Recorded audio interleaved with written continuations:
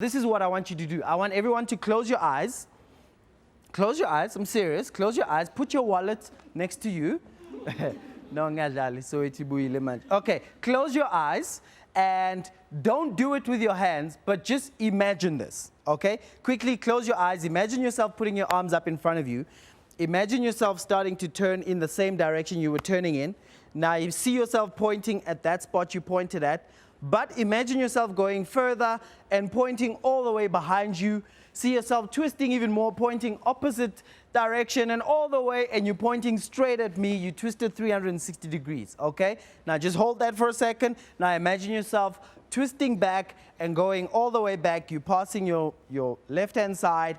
Now you're pointing straight behind you. There's that spot of yours again, remember? Now you're pointing to the right, 90 degrees, and you're pointing straight at me. Now you put your hands down, and you can open your eyes.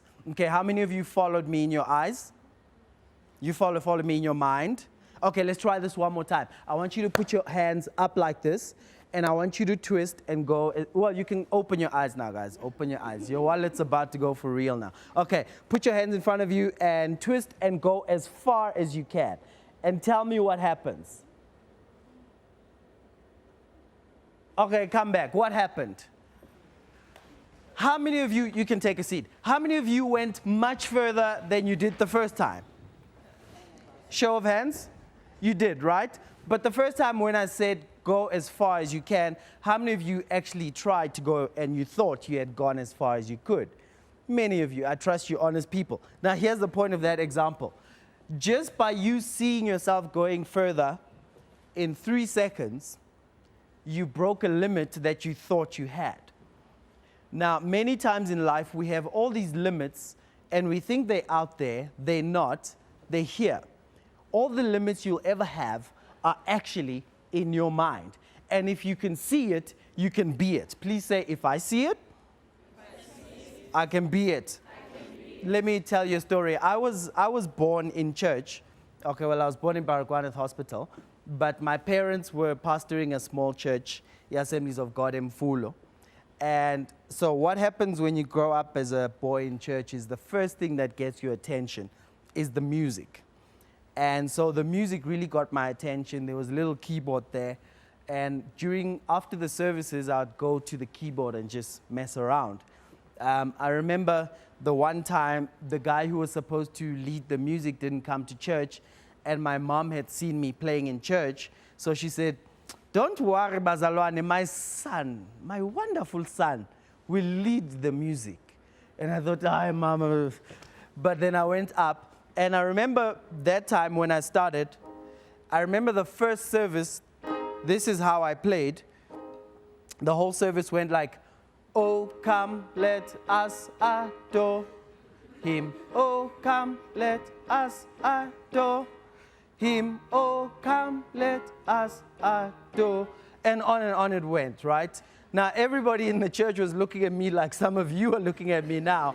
My mom was in the corner just going, "Oh,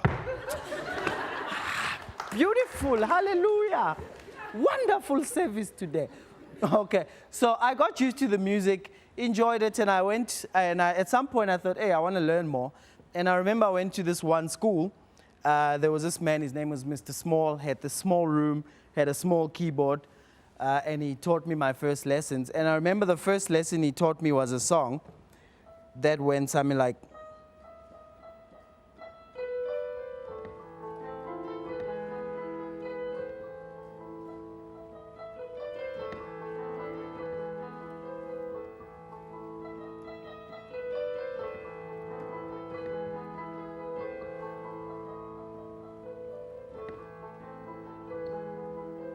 not bad for a black guy, ne?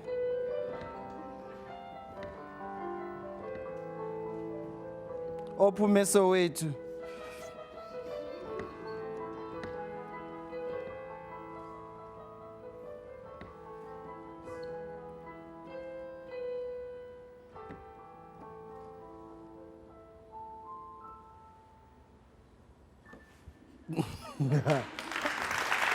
Thank you.